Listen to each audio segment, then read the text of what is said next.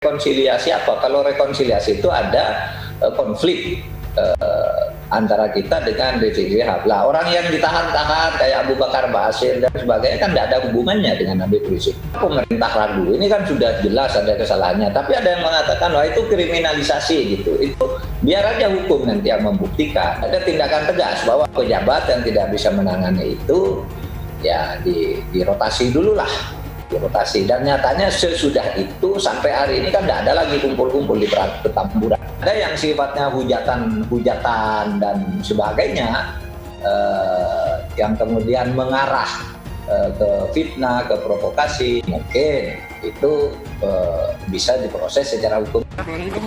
Yang baru bisa saya katakan itu tadi Habib Rizik sudah tes apa namanya ini? Tes apa ini namanya? Antigen. Ini hasil semalam ya, ini tes malam. Ya, tes semalam hasilnya beliau 1 garis itu berarti negatif ya. Kasus diperiksanya Habib ini jangan sampai mengalihkan isu pembunuhan 6 orang Laskar FPI. Itu pesan dari Habib. Itu dulu ya. Terima kasih.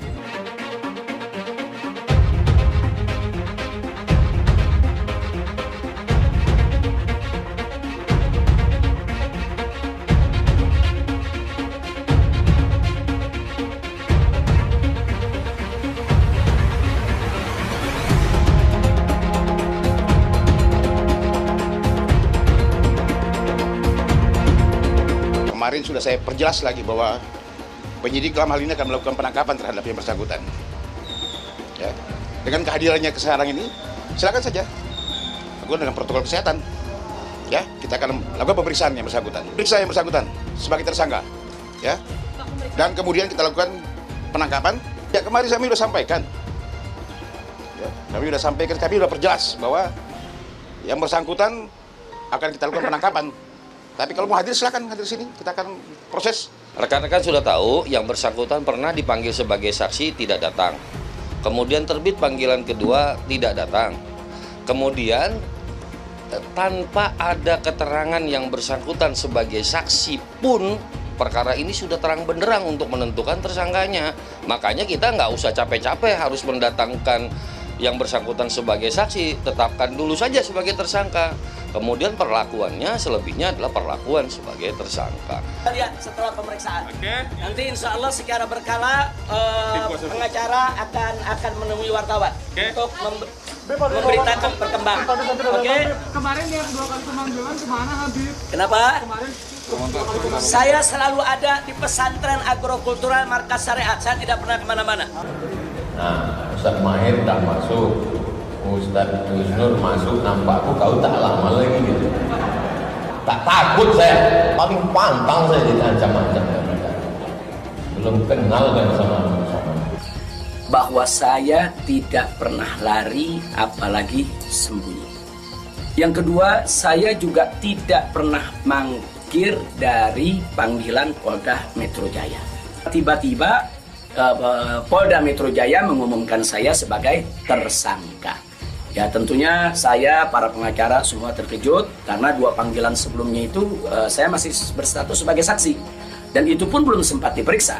Nah, kita katakan melalui pengacara, kami bukan orang-orang yang suka ingkar janji. Di pagi hari saya bersama pengacara akan datang ke Polda Metro Jaya. Minta kepada Polda Metro Jaya tidak perlu untuk mengerahkan kekuatan secara berlebihan. Bahkan menurut saya tidak perlu ada penjemputan, tidak perlu ada pengerahan pasukan. Serahkan senjata. Baik, kita akan bawa senjata, kita serahin. Kita serahkan sebagian senjata kita.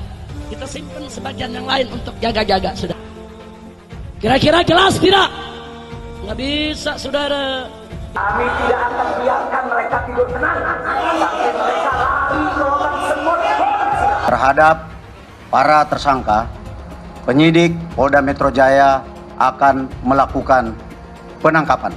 Siapa yang membunuh orang beriman, maka balasannya adalah neraka jahanam. Membunuh orang beriman memang balasannya neraka, tapi mengirim teroris ketemu 72 bidadari di sorga, itu adalah tugas aparat. Bravo aparat, tumpas habis terorisme. Wah, dia ngomong, Habib, musuh punya pistol. Kita nggak punya.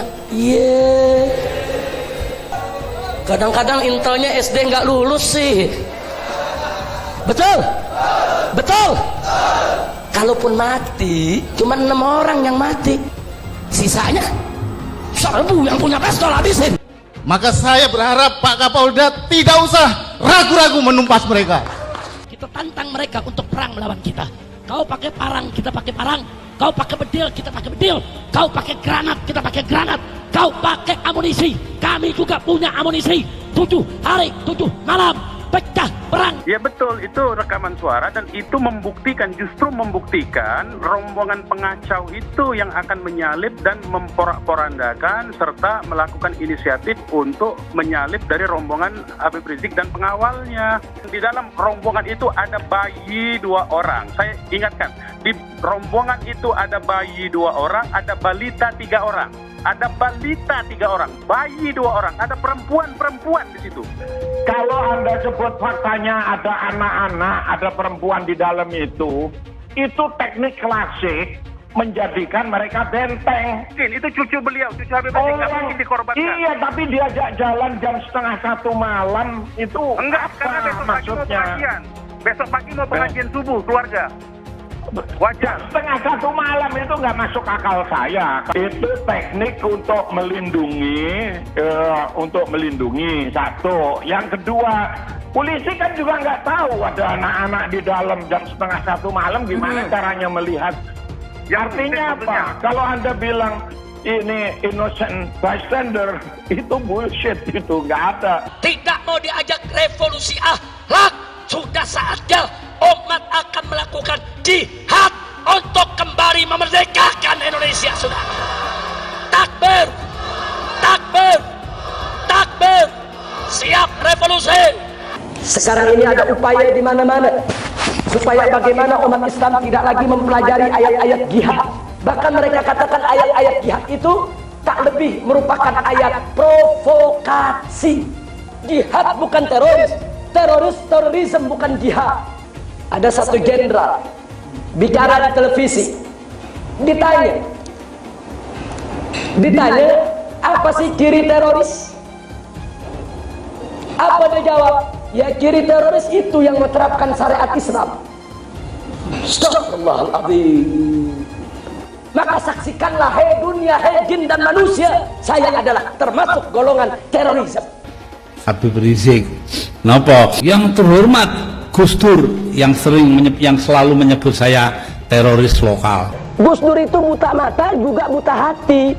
Gus Dur menyatakan bahwa FPI harus bubar. Tapi alhamdulillah dengan pertolongan Allah, 4 bulan kemudian bukan FPI yang bubar, tapi Gus Dur yang bubar, jatuh dari kekuasaannya. Ya Habib, kita kalau jadi presiden aja nggak bisa bubarkan FPI, bagaimana sekarang mau bubarkan FPI? Boleh nggak Habib menghina orang lain? Nggak boleh. Masa punya darah Rasulullah kok menghina orang, kan nggak pantas. Evolusi akhlak. Sementara penyampainya ini akhlaknya tidak bagus. Saya meyakini kalau kemudian polisi melakukan itu tentunya mempunyai bukti yang bisa dipertanggungjawabkan. Selama itu dilakukan, saya pikir bukan kriminalisasi ulama. Hari ini orang menafsirkan Al-Quran sesuai dengan kepentingan masing-masing. Bahkan lebih celaka lagi adalah kepentingan politik masing-masing. Jadi kalau ada ulama yang ngomongnya kasar, ulama bukan itu, bukan ulama. Negara tidak boleh kalah dengan premanisme. Tidak ada kriminalisasi ulama, tidak ada. Yang dikriminalisasi adalah mereka-mereka yang memiliki kesalahan. Presiden tidak minta maaf, menteri tidak minta maaf, kami akan ajak umat Islam rame-rame turun, kita demo kepung istana presiden supaya tidak kurang ajar. Takbir.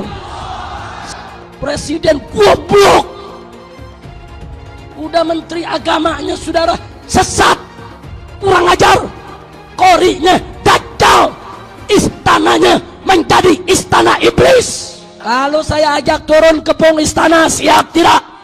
Siap tidak? Takbir. Kalau ikut Pancasila Bung Karno, sila ketuhanan dipantat saudara. Video azan cuman hayya 'alal shalah diganti hayya 'alal jihad. Jadi nanti yang jawab Allahu Akbar ataupun hayya 'alal jihad juga. Anda tunggu sekarang Bang Riz. Hayya 'alal jihad. Hayya 'alal jihad. Seumur hidup saya belum pernah lihat ada orang adzan kok kayak gitu. Adzan kok seruan untuk sholat diganti seruan untuk jihad. Nah, ini sesuatu yang sangat bertentangan ya dengan ajaran Nabi Muhammad SAW. Kalau ada sesuatu ya selesaikan sesegera mungkin. Jangan dia ditunggu sampai meningkat. Tadi kan ditunggu sampai meningkat. Sebenarnya dari dia datang pun sudah ada pelanggaran kan. Dari awal itu sudah seperti itu. Ya, baliho juga sesegera mungkin turun dengan. Tidak ada sedikit pun niat untuk melakukan tindakan-tindakan di luar konstitusi. Tidak ada imajinasi untuk melakukan pemberontakan apalagi. Kenapa Habib Rizik dijadikan musuh? Copot segera Pangdam Jaya. Jadi kalau tentara dan polisi nggak bisa menegakkan hukum di sana, nggak berani untuk menangkap para pelaku, suruh pakai BH sama rok. Saya mau tanya, namanya kita ganti jangan? Jadi apa? Jadi apa? Teriak yang serempak, lebih keras, lebih kompak. Jokowi kita ganti namanya menjadi Jokodok, saudara. Setuju? Siap turunkan Jokodok. Siap turunkan Jokodok. Siap lengserkan Jokodok. Takbir. Siap turunkan Jokodok. Apa pantas odok mondok di istana? Siap keluarkan dari istana. Siap lengserkan. Takbir. Siap serbu istana. Siap serbu istana. Siap ambil alih kekuasaan. Takbir. Kalau besok terjadi lagi peristiwa penyerangan terhadap umat Islam, saya minta kepada umat Islam tidak usah nunggu pemerintah, bunuh semua pendeta yang terlibat, saudara. Takbir. Berani bunuh pendeta-pendeta radikal, berani habisi Kristen radikal. Takbir. Berani, benar, dan berani. Pelanggaran itu ditindak sesegera mungkin. Dalam waktu kurang dari 24 jam, Pemprov DKI menegakkan aturan. Artinya yang melanggar ya harus ditindak. Itulah yang kita lakukan. Kalau ada satu gambar binatang, terus ditulis Habib Rizik, berarti itu menghina saya sebagai binatang. Walaupun itu gambar bukan gambar saya, saudara. Itu penghinaan kepada Nabi alaihi salatu wassalam. Boleh kita menghina Yesus mereka? Apa boleh kita menghina Tuhan mereka? Yang menghina Nabi, menghina Islam, menghina ulama, proses, betul. Kalau tidak diproses, jangan salahkan umat Islam kalau besok kepalanya ditemukan di jalanan, saudara. Takbir. Takbir. Siap bela Nabi. Siap bela Nabi, siap mati untuk Rasulullah. Takbir. Kita doakan Habib Rizik, Allah Ta'ala panjangkan umurnya. Jadi pemimpin insya Allah di Indonesia. Yang kedua, Allah pendekkan umur Megawati Pak Jokowi. Al-Fatihah. Ada lonte hina Habib. Lonte ikut-ikutan ngomong, lonte hina Habib digagak polisi, ditangkap enggak, dijagain, jangan-jangan minta jatah kali.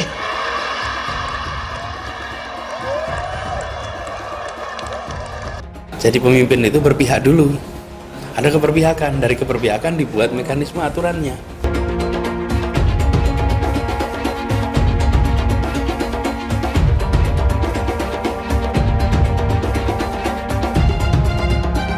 Maka konsekuensinya kita bisa menyaksikan lonjakan kasus seakan kita kembali ke bulan-bulan sebelumnya. Dan bila itu sampai terjadi, maka Pemprov DKI Jakarta, gugus tugas DKI Jakarta tidak akan ragu, tidak menunda untuk menggunakan kewenangannya, menghentikan kegiatan sosial ekonomi di masa transisi ini. Rakyat kecil yang nggak patuh protokol kesehatan didenda. Giliran ada yang bikin kerumunan, ribuan orang berkali-kali dibiarkan. Ada yang dari luar, gubernurnya malah sowan. Kenapa takut? Padahal tegas itu yang dirindukan kami, rakyat Indonesia. Gubernur goblok. Berpotensi besar untuk melarikan diri. Itu yang nggak boleh kita lupa tuh. Untuk segera ditahan. Karena sudah berulang kali selalu mengulang-ulangi penodaan agama, ditambah berpotensi untuk melarikan diri. Pancasila Soekarno, ketuhanan ada di pantat. Anak Tuhan dari mana? Kalau Yesus anak Tuhan, bidangnya siapa? Besok di seluruh wilayah Indonesia kami katakan dalam. Padahal dia minoritas. Dia mulai. Kau pertama kafir, kedua goblok. Kitab Bible Kristen itu bohong. Saya bukan mengatakan Bible Kristen fiksi. Bible Kristen itu palsu. Karena di salib itu ada jin kafir. Karena di salib itu ada jin kafir. Karena di salib itu ada jin kafir. Haleluya. Saya nggak pernah mundur untuk kebenaran, keadilan, kejujuran. Dan peri kemanusiaan, gue nggak pernah mundur. Dan gue nggak pernah takut juga sama lu. Siapapun yang rasis, gue akan hadapin. Gue bilang. Karena rasis itu dia berperi kemanusiaan. Karena saya ditanya dulu kan, kamu nyesel nggak statement kamu di Pulau Seribu sehingga masih masuk penjara? Tidak pernah nyesel. Karena saya mengatakan kebenaran. Hai teman-teman, saya mau memperlihatkan transaksi saya hari ini lakukan trading di eToro. Ini bukti transaksi saya untung $4.500 US, itu sekitar 68 juta rupiah. Semua keuntungan bisa saya dapatkan dengan fasilitas copy trading di eToro. Kalau saya bisa, kalian juga bisa guys. Oke, itu yang mau saya tunjukkan. Like video ini sekarang juga dan gunakan link di kolom deskripsi, maka kalian berhak dapat bonus kalian. Promo ini ada masa waktunya, jadi jangan ketinggalan. Bukan cuma itu saja, transaksi tidak dikenakan fee, baik itu investasi saham, trading forex, komoditas, bitcoin, dan lainnya. Kalian bisa melakukan transaksi berapa kali pun atau unlimited trading. Dan tidak ada fee sama sekali. Jika transaksi di tempat lain sudah berapa fee-nya. Setelah nonton video ini, ayo bergabung dengan eToro hari ini, gratis dan tidak ada minimal deposit. Pastikan kalian menggunakan link di kolom deskripsi untuk mendapatkan welcome bonus. Kalian bisa menggunakan bonus $100.000 di akun virtual untuk latihan. Bukan cuma itu, kalian akan dapat kelas trading online gratis senilai 3 juta rupiah atau $200 jika kalian deposit di bulan ini. Selamat menonton guys, enjoy! Hai semua, dengan saya Jonas Leong. Terima kasih banyak buat kalian penonton setia yang selalu menonton di channel ini. Saya secara personal sangat menghargai waktu kalian. Dan saya sudah menganggap kalian sebagai family karena kalian selalu support di channel ini. Bagi kalian yang selalu menuliskan opini kalian di kolom komen, saya baca komen kalian satu persatu. Saya baca komen kalian untuk mengetahui opini kalian, tanggapan kalian, dan masukan kalian sangat berguna untuk video selanjutnya. Terima kasih banyak buat kalian yang selalu menekan tombol like di awal video. Video seperti ini membutuhkan waktu dan juga research. Dan ini semua gratis untuk kalian. Jadi pastikan kalian menekan tombol like-nya, supaya saya mengetahui kalian menyukai konten yang saya bagikan. Artinya sudah ada tindakan tegas bahwa pejabat yang tidak bisa menangani itu ya dirotasi dulu lah. Dirotasi. Dan nyatanya sesudah itu sampai hari ini kan tidak ada lagi kumpul-kumpul di Petamburan. Juga banyak beberapa orang nggak kelihatan lagi. Ngomong tinggal beberapa orang gitu yang ngomong mungkin itu kan sudah jalan, sudah dipanggil, sudah dari penyidikan naik ke penyidikan, itu kan berarti proses hukum jalan. Nah, tetapi bahwa panggilan kemudian tidak datang itu dilihat dulu dong, dilihat. Oh mungkin memang betul-betul tidak bisa secara hukum tidak bisa datang, kan bisa saja. Kalau orang yang secara hukum tidak bisa datang karena sakit atau misalnya ada alasan lain lah yang oleh hukum bisa diterima, kan kita tidak bisa juga memaksa. Ada tahap-tahap tertentu di dalam hukum itu. Karena begini, kalau kita sekarang sewenang-wenang, besok orang lain yang menggantikan kita akan sewenang-wenang juga gitu. Oleh sebab itu mulai dari sekarang itu harus tertib lah.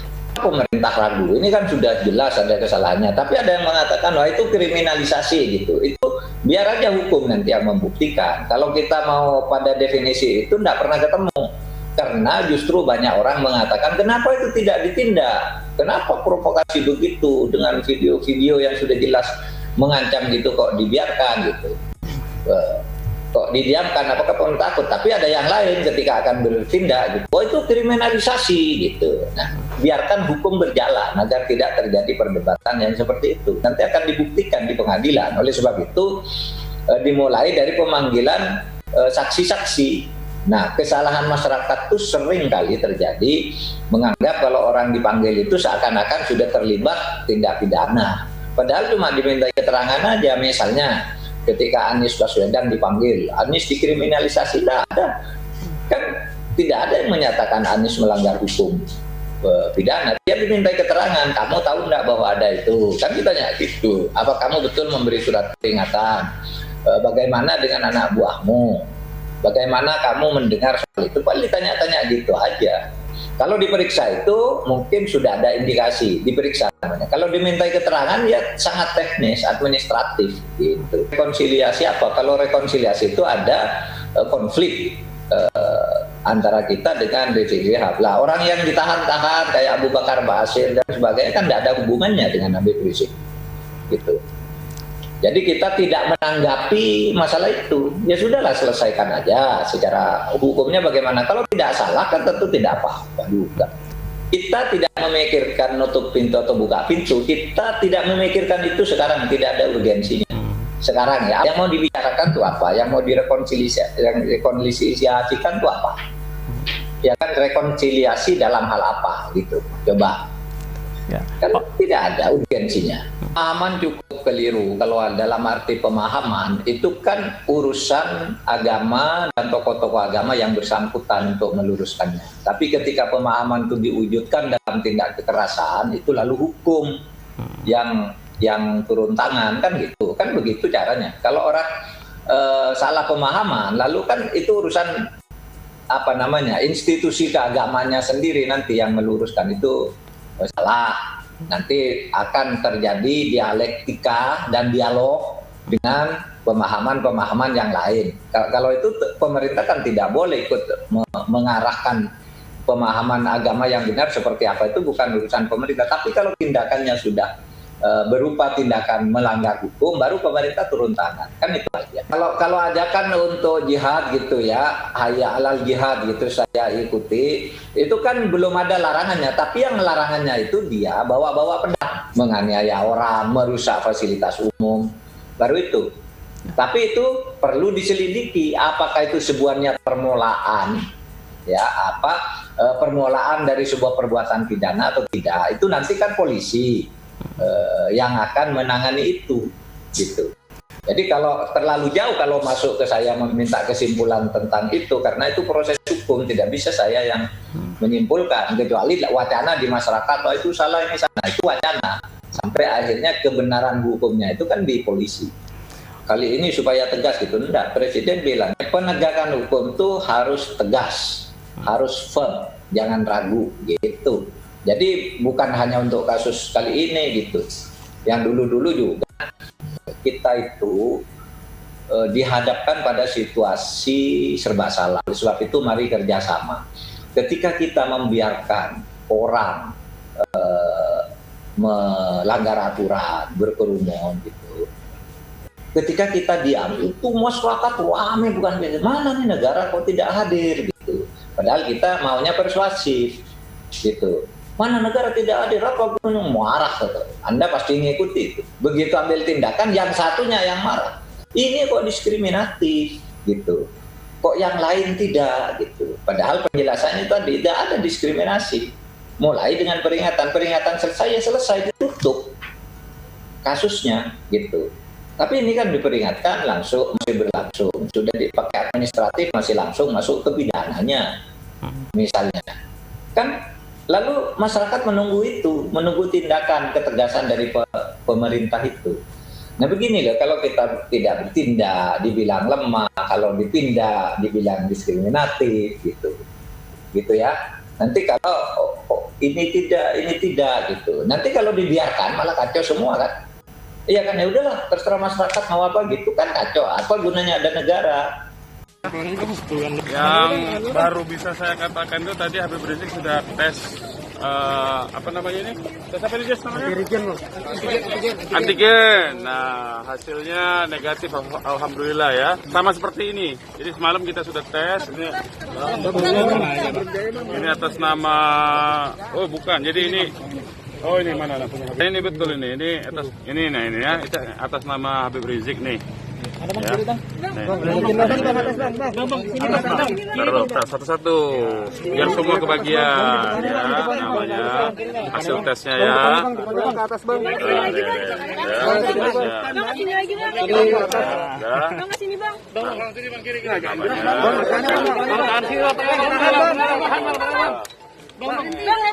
Ini hasil semalam ya, ini tes semalam ya, tes semalam hasilnya beliau 1 garis itu berarti negatif ya. Jadi isu-isu selama ini kita buktikan. Nah, tadi dites oleh pihak Polda, hasilnya sama persis seperti ini. Jadi untuk isu COVID sudah tidak ada ya, clear bersih ya. Nah kemudian tadi proses pemeriksaannya beliau baru di proses tahap awal, belum masuk ke substansi pemeriksaan dengan pasal yang dituduhkan belum, ya. Baru tahap awal, baru tentang identitas, baru tentang domisili di mana, begitu ya. Kira-kira baru gitu, itu yang baru bisa saya sampaikan ya. Dan kemudian Habib berpesan nih ya, Habib pesan kasus diperiksanya Habib ini jangan sampai mengalihkan isu pembunuhan 6 orang Laskar FPI. Itu pesan dari Habib. Itu dulu ya. Terima kasih. Ya, itu dulu. Ada rencana pelaporan nggak? Nanti, pokoknya isunya itu supaya tidak dilupakan. Kira-kira begitu aja. Supaya tetap diurus gitu. Karena 6 orang itu adalah kasus dugaan pelanggaran HAM berat, maka tentu saja leading sektornya itu ada di Komnas HAM. Dan kita minta Komnas HAM untuk melakukan proses pendalaman dari yang dilakukan oleh Komnas sekarang ini, yaitu dari segala pemantauan ditingkatkan menjadi penyelidikan ya, gitu ya. Sementara ya.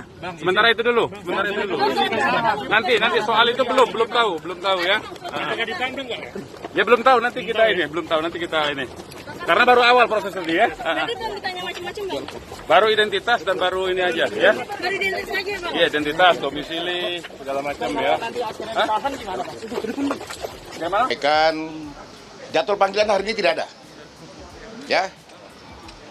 Kami tetap berkomitmen bahwa sejak kemarin sudah sampaikan panggilan pertama yang bersangkutan tidak hadir, yang kedua juga tidak hadir.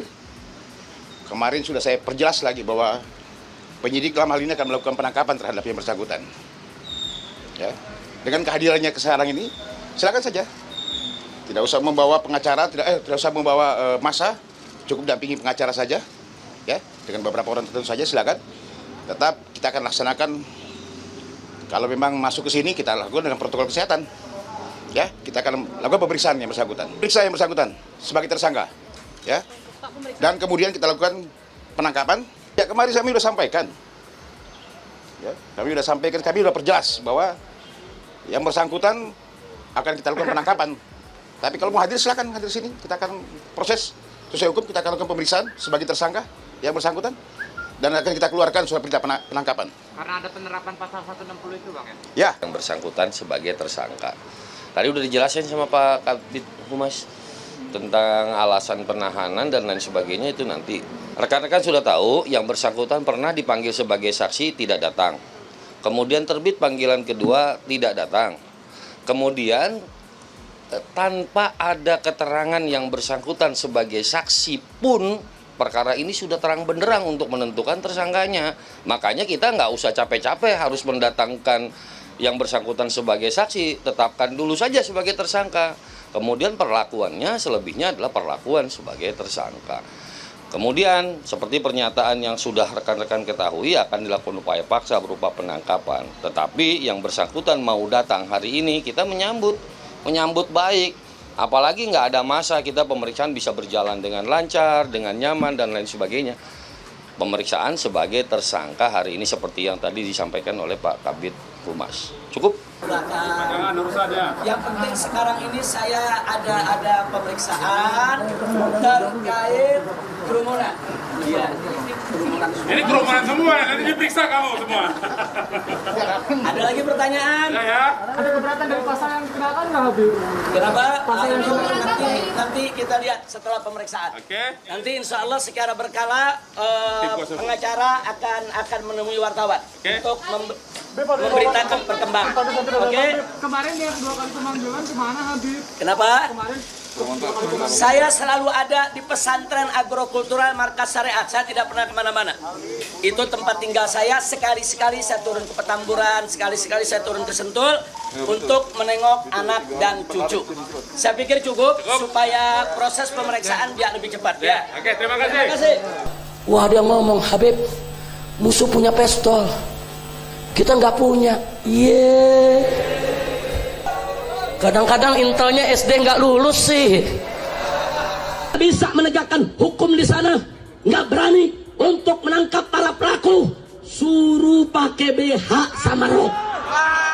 Besok tentara dan polisi yang kalau anak Tuhan dari mana?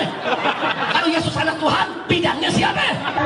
Besok di seluruh wilayah Indonesia kami katakan dan orang-orang Bali di berbagai wilayah kami kumpulkan, kami pulangkan ke Bali. Pancasila Soekarno, ketuhanan ada di pantat. Presiden goblok.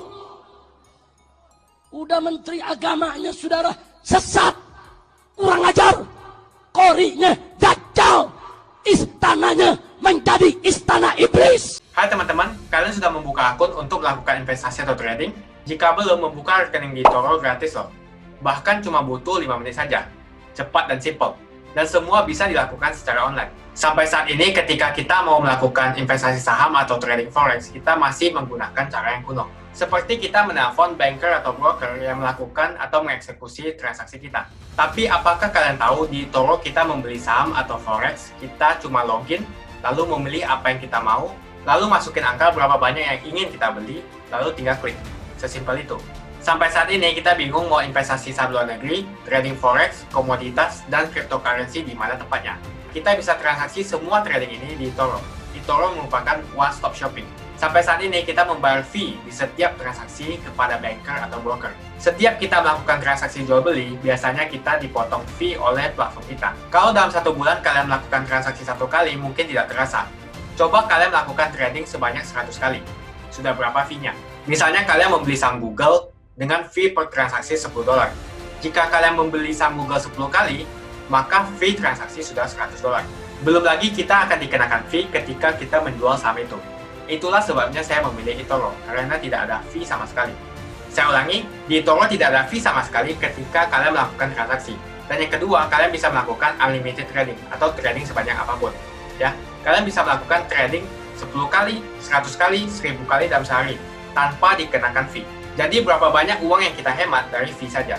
Sampai saat ini ketika uang dana kita dikelola oleh manajer keuangan, terkadang kita tidak diberitahu ketika akan melakukan transaksi. Bahkan investasi kita dipotong biaya. Dan kita dibikin bingung karena kurangnya transparansi. Kita juga bingung memilih investasi manajer yang bagus untuk mengelola investasi kita. Alhasil, investasi kita bukannya untung malah rugi. Bahkan yang lebih ekstrim, kita tertipu oleh manajer investasi yang ilegal. Tapi apakah kalian tahu di eToro ada fasilitas yang namanya copy trade, di mana kita bisa menduplikasikan investasi atau trading yang dilakukan oleh trader profesional. Semua data terbuka dan transparan dan kita bisa melihat performance sampai 10 tahun yang lalu. Dengan fasilitas ini, kamu tidak usah lagi menelpon manajer keuangan kamu untuk melakukan trading. Atau pusing investasi kamu merugi dikelola oleh manajer keuangan. Di eToro kita bisa memilih investor profesional yang sesuai dengan yang kita sukai. Dan di eToro banyak sekali profesional investor yang keuntungannya di atas 50%. Bulan ini saya profit 140%. Jika kalian ingin profit seperti saya, kalian tinggal menggunakan fasilitas copy trade. Jadi ketika saya profit, maka otomatis kalian akan mendapatkan profit. Mau beli saham Google, 1 unitnya mahal. Di eToro kalian bisa beli di bawah 1 unit atau pecahan unit. Contohnya kita membeli saham Google dengan hanya $50 saja, yaitu 0,02 unit. Di platform lain, kalian diwajibkan untuk membeli minimal 1 unit atau $1.500 untuk saham Google. Dengan $50 atau Rp700.000 saja, kalian sudah bisa memiliki saham Google. Menarik bukan? Saya sudah lama menggunakan eToro dan minggu ini saya profit 140%. Jadi bergabunglah dengan eToro dan mulai profit hari ini. Jadi apa yang kalian tunggu, mendingan kalian cobain sendiri aja deh. Tutorial bisa kalian cek di kolom deskripsi dan kalian harus menggunakan link di kolom deskripsi untuk mendapatkan welcome bonus. Jika tidak, maka tidak akan mendapatkan bonus. Dan gunakan bonus $100.000 di akun virtual Anda untuk mengenal lebih jauh tentang eToro atau bisa digunakan untuk latihan. Bukan cuma itu, kalian akan dapatkan kelas trading gratis yang nilainya Rp3 juta jika kalian deposit di bulan ini. Makasih banyak buat kalian yang nggak skip dan nonton video ini sampai habis. Saya secara personal sangat menghargai waktu kalian. Makasih banyak buat kalian yang sudah tekan tombol subscribe, dan makasih banyak buat kalian yang sudah tekan tombol loncengnya. Jangan lupa bagikan informasi ini ke teman atau family Anda. Mungkin teman atau family Anda membutuhkan investasi ini. Oke guys, sekian dulu dari saya. Jangan lupa follow Instagram saya di @johannesleongofficial untuk kata-kata motivasi setiap harinya. Bagi kalian yang termotivasi nonton video ini, ayo like video ini dan subscribe di channel ini. Dan buat kalian yang sudah subscribe di channel ini, jangan lupa tekan tombol loncengnya supaya kalian mendapatkan notifikasi setiap kali saya upload video. Hai teman-teman, terima kasih banyak buat kalian yang sudah menekan tombol join atau sudah bergabung di channel YouTube Jonas Leong. Ini adalah salah satu feature dari YouTube di mana kalian bisa mensupport channel Jonas Leong untuk lebih semangat membuat konten-konten lainnya. Apa kelebihan ketika kalian join membernya Jonas Leong? Yang pertama, kalian akan mendapatkan badge atau tanda khusus untuk kalian semua, seperti ini. Kita mulai dari new member, 1 bulan, 2 bulan, 6 bulan, 1 tahun, dan juga 2 tahun. Jadi semakin lama kalian berlangganan dengan membershipnya Jonas Leong, maka badge Anda akan berevolusi menjadi lebih bagus dan menjadi lebih baik lagi. Yang kedua, kalian bisa menggunakan banyak emoticon yang bisa Anda pakai, seperti ini. Jadi kalian bisa berekspresi menggunakan emoticon yang sudah saya sesuaikan untuk kalian semua pendukung Jonas Leong. Tentu saja ada perbedaan antara orang yang belum membership dan sudah. Dari segi tampilan nama yang di-highlight dan juga logo di samping nama ketika Anda komen. Dan juga komen kalian akan lebih sering saya reply dan juga akan saya pin atau feature di setiap video. Buat kalian yang tidak bisa ikutan atau bergabung membership, tidak masalah. Karena dengan Anda menonton dan juga subscribe channel YouTube Jonas Leong, dengan cara like dan juga komen channel YouTube Jonas Leong, itu sudah cukup untuk mensupport channel Jonas Leong. Ini adalah feature di mana kalian ingin mensupport channel YouTube Jonas Leong secara lebih lagi. Oke teman-teman, terima kasih banyak untuk support yang kalian berikan kepada channel YouTube Jonas Leong.